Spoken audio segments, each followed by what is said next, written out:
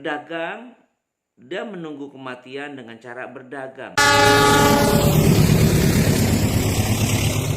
Yang bersegera dengan taubat.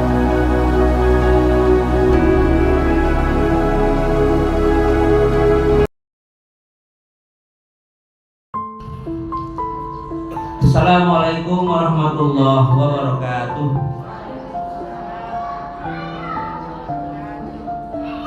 Kayaknya rumangan dia. Siji maneh, sepisan maneh.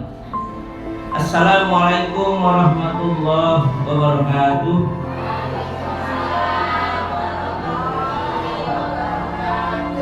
Alhamdulillah, semangat. Puji syukur kehadirat Allah Subhanahu wa taala. Kita semua sebagai manusia memang selayaknya hanya Allah yang bisa kita puji. Manusia tidak punya hak sedikit pun untuk dipuji. Ibu sekalian yang berbahagia, alhamdulillah pada sore hari ini kita bisa berkumpul bersilaturahim di masjid kita ini yang biasa kita lakukan per bulan sekali. Mudah-mudahan berkumpulnya kita ini tidak sia-sia, artinya akan bermanfaat sebagai nilai ibadah. Apa yang perlu kita jadikan hikmah atau makna dari tahun baru? Bahwa Rasulullah pernah bersabda bahwa masa lalu itu tidak sekedar masa lalu sebagaimana nyanyian Mbak Inul itu. Masa lalu bukannya masa lalu gitu. Masa lalu itu adalah gambaran masa sekarang. Jadi kalau orang bilang udahlah masa lalu nggak usah dipikirin, nggak bisa kayak begitu.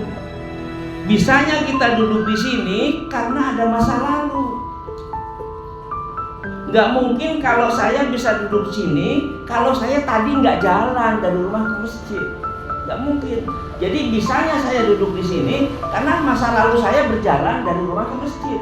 Jadi masa hari ini adalah merupakan lukisan masa lalu.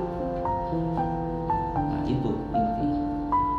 Masa depan adalah lukisan masa sekarang. Kata Rasulullah bahwa hari ini harus lebih baik hari kemarin. Hari esok harus lebih baik daripada hari ini. Itu konsepnya seperti itu. Ini kayaknya aku paling ganteng nih kan ya. Lanangnya cewek sih. Sang ini lumayan. Jadi ibu sekalian yang bahagia, maka tahun baru ini kita jadikan momentum untuk kita melakukan evaluasi niat, kita lakukan evaluasi kegiatan agar di masa yang akan datang bisa lebih baik. Dan kata pengurus tadi, mudah-mudahan kita di masa yang akan datang, karena kita sekarang masih hidup, berarti masa yang akan datang itu apa? Mati. Pada saat kita kematian menghadap kepada Allah dalam keadaan sukses dunia akhirat. Bisa sakinah di dunia, bisa juga sakinah di akhirat. Itu harapan. Oleh karena itu kaitannya dengan tahun baru dan masa depan. Mungkin di antara kita yang suka baca surat Ar-Rahman ya. Ar-Rahman, Al-Quran itu kan pernah ya. Nah, di salah satu ayat dari surat Ar-Rahman itu ada kalimat A'udzubillahi minasyaitonirrajim. Liman khafa maqama rabbih jannatan. Liman khafa maqama rabbih jannatan itu kalau kita terjemahkan ke dalam bahasa Indonesia adalah, dan bagi siapa yang takut saat berhadapan dengan Allah nanti, ada 2 surga baginya.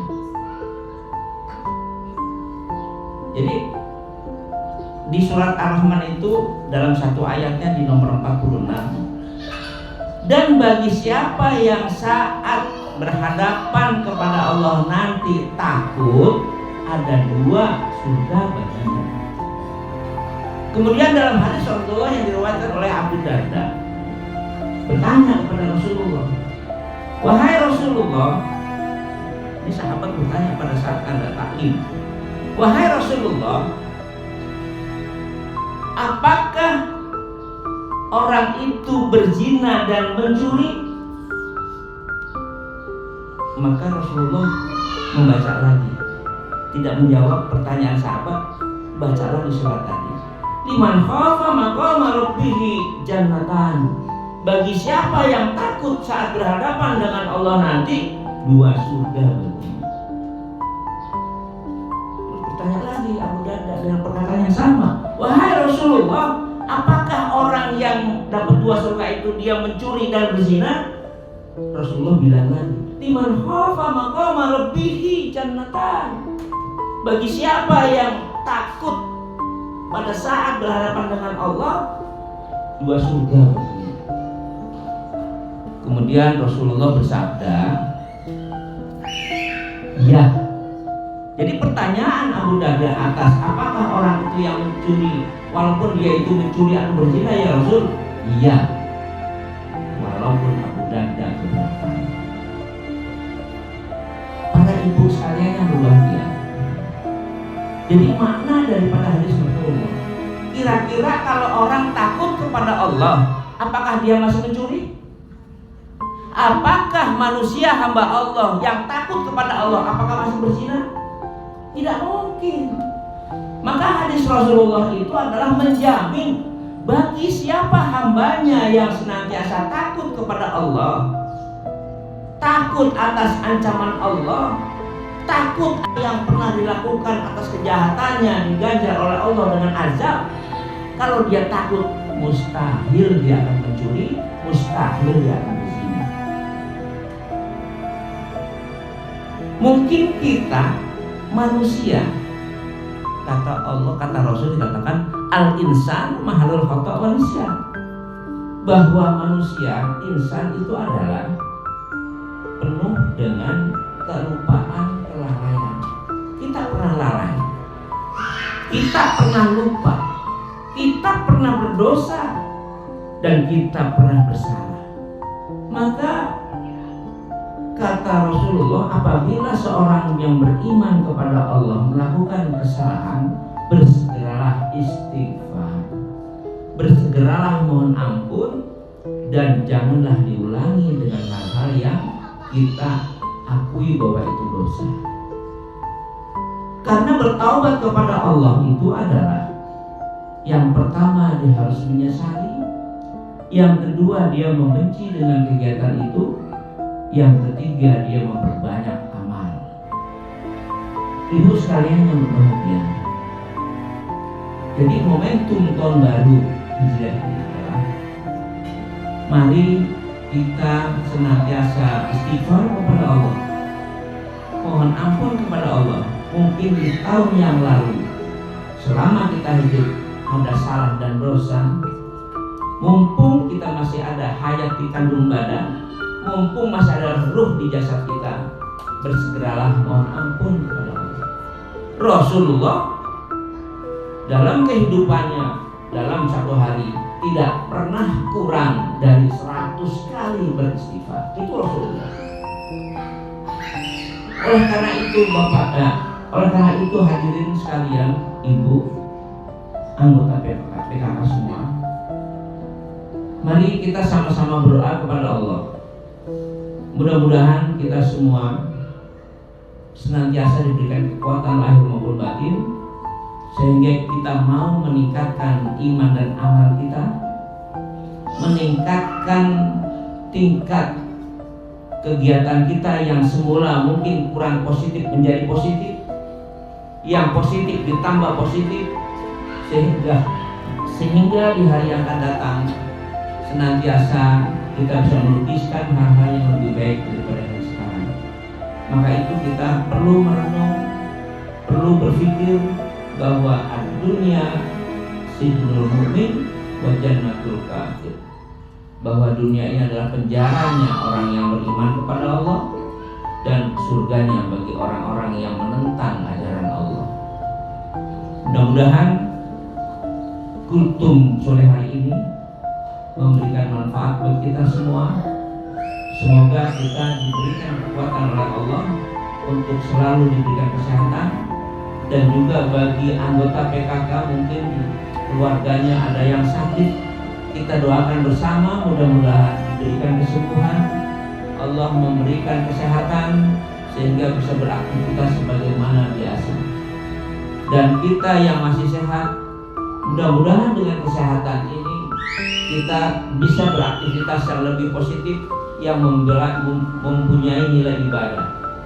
Dan kita bagi yang masih punya kelapangan, mari kita gunakan kelapangan ini untuk senantiasa kita untuk beribadah kepada Allah. Begitu juga kita mungkin yang masih diberikan kesempatan hidup, mari kita beraktivitas di masa yang akan datang yang lebih baik. Karena kalau sudah tidak hidup, kita tidak bisa lagi melakukan aktivitas. Karena banyak dalil-dalil, karena banyak informasi bahwa orang yang sudah ada di alam kubur, dia menghendaki dan usul kepada Allah akan diberikan kehidupan barang 1 hari saja. Dengan 1 hari dia akan manfaatkan untuk beramal soleh kepada Allah.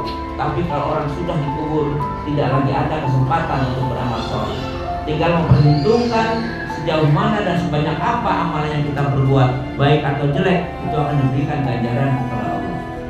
Tidak ada sedikit pun dicurangi, tidak ada sedikit pun yang dibohongi. Jadi titik koma besar kecil itu akan tercatat di Lauhul Mahfuz bagaimana kita melakukan kegiatan dunia ini. Karena memang dunia ini adalah media untuk kita melukis lukisan yang baik atau yang buruk. Karena kesempatan kita sekarang ini adalah di fase yang ketiga, yaitu fase kehidupan dunia, di mana kita akan menghadapi fase yang keempat, yaitu fase alam kubur.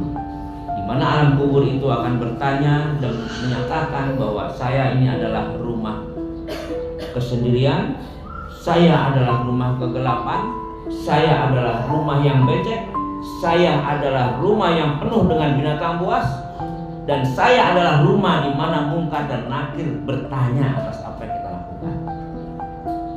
Ini semua bisa kita lihat di channel Ajo Sultan.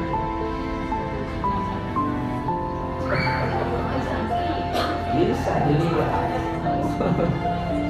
Kalau diterangkan hari ini waktunya tidak cukup, kalau kelamaan juga biasanya duduknya udah gak betah.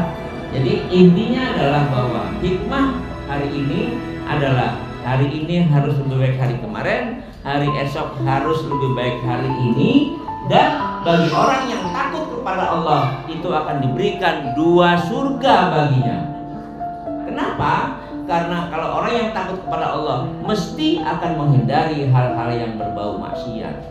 Apakah perkataan kotor, apakah perbuatan yang menyakiti orang lain, maka orang yang takut kepada Allah, perbuatan itu insya Allah tidak akan dilakukan. Billahi taufiq wal hidayah, wal afu minkum, subhanallahumma wa bihamdika, asyhadu an la ilaha illa anta, astaghfiruka wa atubu ilaik. Wassalamualaikum warahmatullahi wabarakatuh.